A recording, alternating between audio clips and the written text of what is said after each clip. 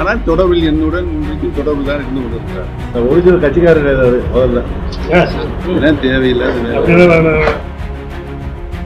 நம்ம ஐயாவோட ஆதரவாளர்களாக இருந்த ஜேசிடி பிரபாகர் தாவேக்காவில் ஐக்கியமாயிருக்காரு. அதை பற்றி உங்க கருத்து? அருமை அண்ணன் ஜேசிடி பிரபாகரன் என்னுடன் தான் இருந்தார். அவர் என்னை விட்டு வெகு தூரம் சென்று பல வருடங்களாக ஆகிவிட்டது. ஆனால் தொடர்பில் என்னுடன் இன்றைக்கும் தொடர்பு தான் இருந்து கொண்டிருக்கிறார். ஒரிஜினல் கட்சிக்காரர் ஏதாவது முதல்ல ஏன்னா தேவையில்லாத சொல்லுங்க. அதிமுக ஒன்றிணைய வேண்டும் அப்படின்றது முதல் அனைத்து இந்திய அன்னார முன்னேற்ற கழகத்தில் இதயம் டாக்டர் புரட்சி தலைவர் எம்ஜிஆர் அவர்கள் எந்த நோக்கத்திற்காக இந்த இயக்கத்தை உருவாக்கினார்களோ, இந்த இயக்கம் யாராலும் வெல்ல முடியாத இயக்கமாக மாண்புமிகு இதயம் டாக்டர் புரட்சி தலைவி அம்மா அவர்கள் வளர்த்தெடுத்தார்களோ, அந்த நோக்கம் நிறைவேண்டும் என்று சொன்னால் அனைத்து இந்திய அன்னார முன்னேற்ற கழகத்தில் பிரிந்து கிடக்கின்ற சக்திகள் அனைத்திலும் ஒன்று சேர வேண்டும்.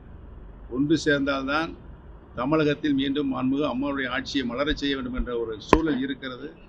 பிரிந்து கிடந்தால் அதற்கு வாய்ப்பு இல்லை.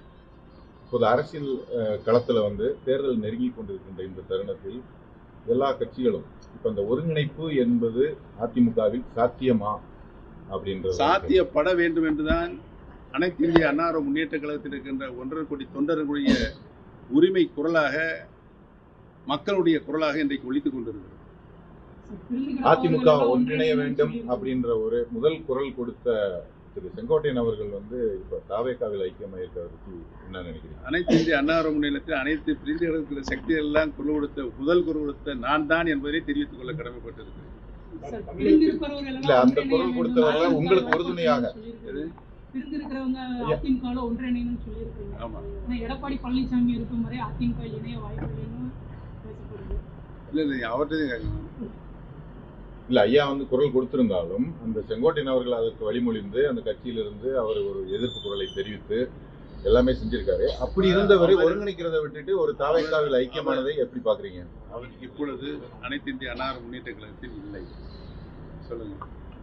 தேசிய ஜனநாயக கூட்டணியில அதிமுக உரிமை மீட்பு குழுவுக்கு ஒரு 3 தொகுதிகள் ஒதுக்கப்பட்டதாக கடந்த வாரங்கள்ல தவறான செய்தி. இந்த செய்தியை யாரும் நம்ப வேண்டாம் என்று சமீபத்தில் நடந்த எங்களுடைய மாவட்ட கழக செயலாளர் தலைமை கழக நிர்வாகிகள் கூட்டத்தில் பிரகடனம் செய்திருக்கிறோம். தவறான செய்தி. அந்த தவறான செய்தியை ஒளிபரப்பிய தொலைக்காட்சியுடன் நாங்கள் கண்டனமும் தெரிவித்திருக்கிறோம். மீண்டும் தேசிய ஜனநாயக கூட்டணியில் அதிமுக உரிமை மீட்பு கழகம் நீங்க யாராவது கேளுங்க, அவரே கேளுங்க. சொல்லுங்க. மீண்டும் தேசிய ஜனநாயக கூட்டணியில் அதிமுக உரிமை மீட்பு கழகம் இணைவதற்கு வாய்ப்பு இல்லை. நாங்கள் அந்த கூட்டணியிலிருந்து வெளியில் வந்துவிட்டோம். வெளியில் மாண்புமிகு மத்திய உள்துறை அமைச்சர் அவர்கள் அழைத்தார்கள். சென்று தமிழகத்தினுடைய அரசியல் களத்தினுடைய நிலவரங்களை தெரிவித்து வந்தார்கள். சொல்லுங்க. கூட்டணிகள் எந்த அளவுக்கு தேர்தல் நேரங்கள் நெருங்கி வருது? அதிமுக விருப்பம் எல்லாம் எங்களை பொறுத்தவரையில் அனைத்து இந்திய அன்னார முன்னேற்ற கழகத்தில் பிரிந்து கிடக்கின்ற சக்தி எல்லாம் ஒன்று சேர வேண்டும். புரட்சி தலைவர் எம்ஜிஆர் அவர்கள் இந்த இயக்கத்தை உருவாக்குகின்ற பொழுது கழகத்தினுடைய சட்ட விதியை உருவாக்கினார்கள். அந்த சட்ட விதியின்படிதான் புரட்சி தலைவர் எம்ஜிஆர் அவர்களும் கிட்டத்தட்ட அவர் இருந்த காலம் வரை நடைமுறைப்படுத்தினார்கள்.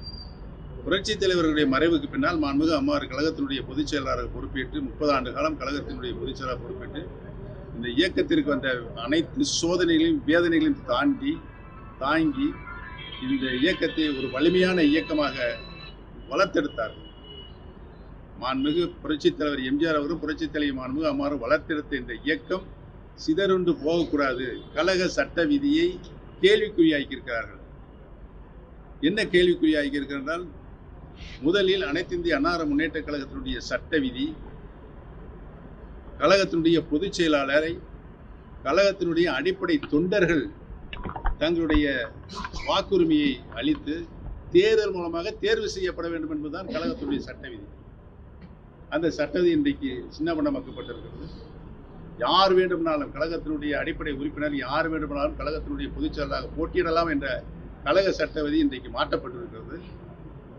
10 மாவட்ட கழக செயலாளர்கள் முன்மொழி வேண்டுமா, 10 மாவட்ட கழக செயலாளர்கள் வழிமொழி வேண்டுமா, 5 வருடம் அவர் போட்டியிடுகின்ற தலைமை கழகத்தின் நிர்வாகியாக இருக்க வேண்டுமாம். இது இந்த விதியை திருத்தி கொண்டு வந்திருக்கிறார்கள்.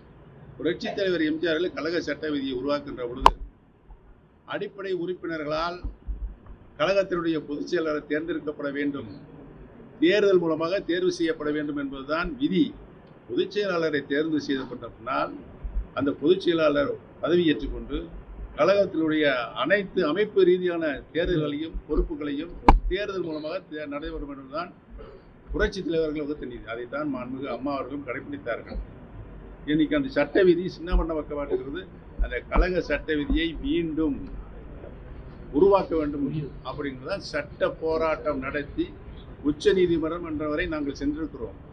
உச்ச நீதிமன்றம் என்ன சொல்லியிருக்கிறதால் அனைத்து இந்திய அண்ணா முன்னேற்ற கழகத்தின் இந்த பிரச்சனைகளுக்கெல்லாம் இதையும் சேர்த்து இரட்டைகளையும் சேர்த்து 6 வழக்குகள் உச்ச நீதிமன்றம் சென்று அந்த 6 வழக்குகளை ஒன்றாக இணைத்து சென்னை உயர்நீதிமன்றத்திற்கு அனுப்பி சிவில் சூட்டில் அந்த வழக்கு இன்றைக்கும் நடைபெற்றுக் கொண்டிருக்கிறது.